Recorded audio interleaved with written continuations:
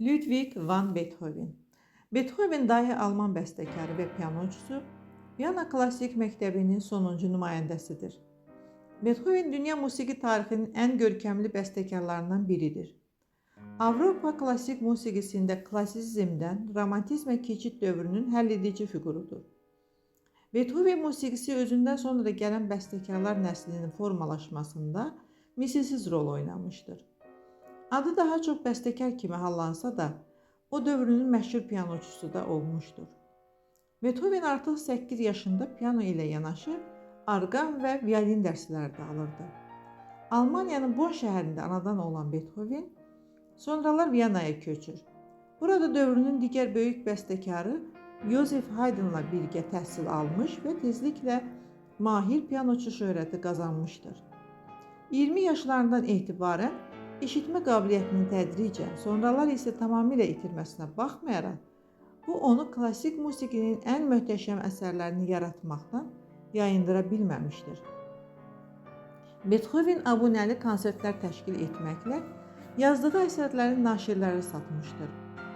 Bir sıra zəngin insanlardan maliyyə dəstəyi almaqla tam asudə bir şəkildə yazıb, yaratmış, heç vaxt saray və ya kilsədə işləməli olmamışdır. Beethovenin eşitmə qabiliyyətinin itməsi günümüzə olduqca qiymətli tarixi yazıların gəlib çıxmasına səbəb olmuşdur.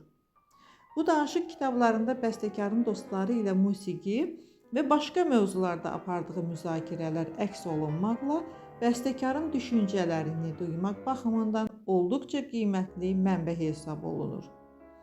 Müasir günümüzdə belə bu danışıq kitabları bəstəkarın musiqini necə ifadə etmək və onun sənətə münasibətini öyrənmək baxımından baza material rolunu oynayır.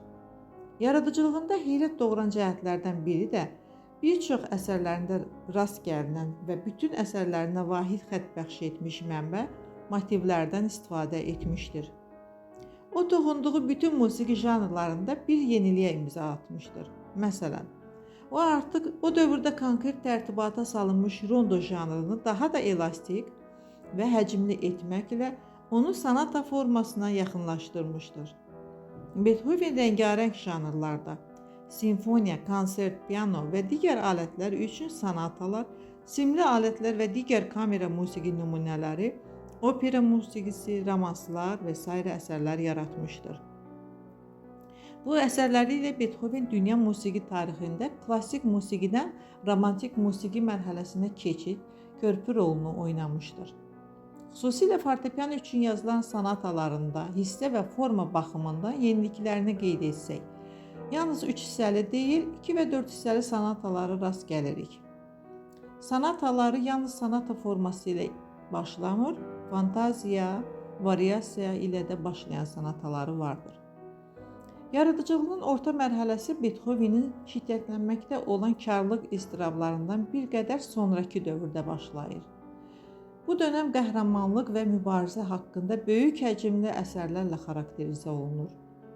Bu dövrə 6 simfoniya, 4-cü və 5-ci piano üçün konsertlər, 3-lü və violonçel üçün konsertlər, 5 simli kvartet, növbəti 7 piano sonataları aiddir.